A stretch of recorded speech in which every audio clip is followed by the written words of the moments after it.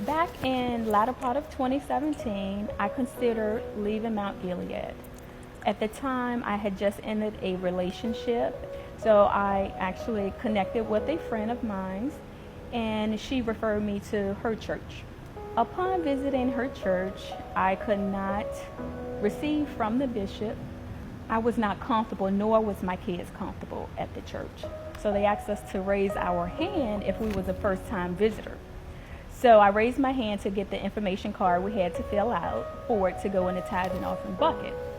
Now, I received the card. My daughter asked to see the card. I gave it to her. I didn't think anything of it. But while the tithe and offering bucket was close to us, I just glanced at her and she filled out the card completely.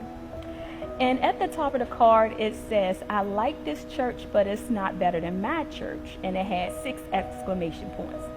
I came back to Mount Gilead, and the first week I came back to Mount Gilead, I noticed John. I had been in and out of a few relationships. One had lasted 3 to 4 years. So I remember, going home, and I got down on my knees. I was crying out to God. I said, "Lord, this is it for me. I don't want to date no more. I don't want to be in any more relationships." Just crying out to God and say, "You have to bring me my wife. And when you bring her to me, I want to be able to recognize her." When Brother Harry introduced me to Mary, once she opened her mouth, I knew something was special about her. And so I went home and prayed about everything and asked God, what was that? And He's told me that was my wife.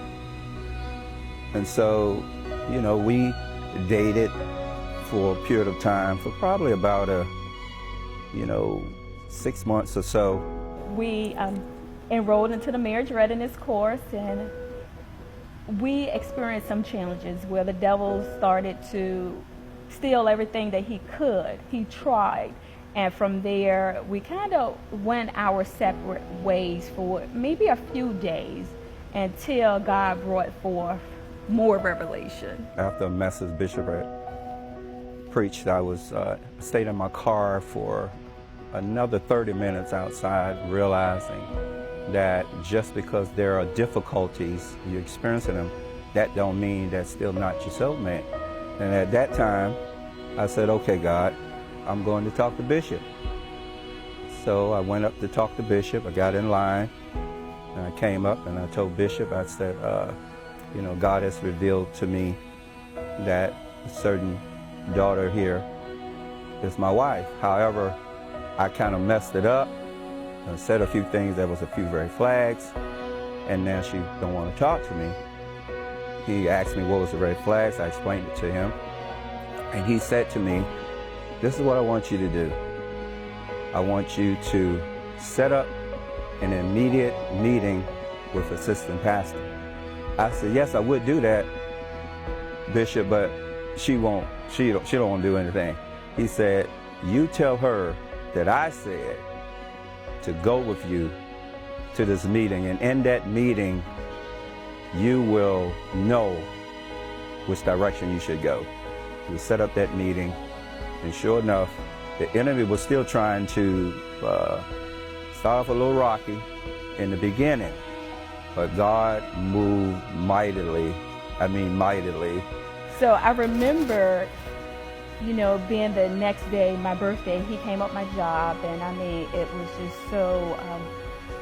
was just so surprising. He came up my job, and he had my co-workers, he had them rearrange, get me outside of my office, and brought me into this garden area where I thought we was trying to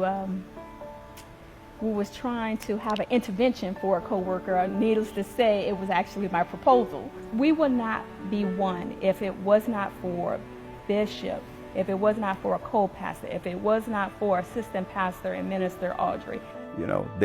They love each other, and they love God, and they love the people. And I'm just grateful that God has given me this opportunity to sit and to, absorb and to serve under this ministry. And I thank Bishop and co-pastors for giving me this opportunity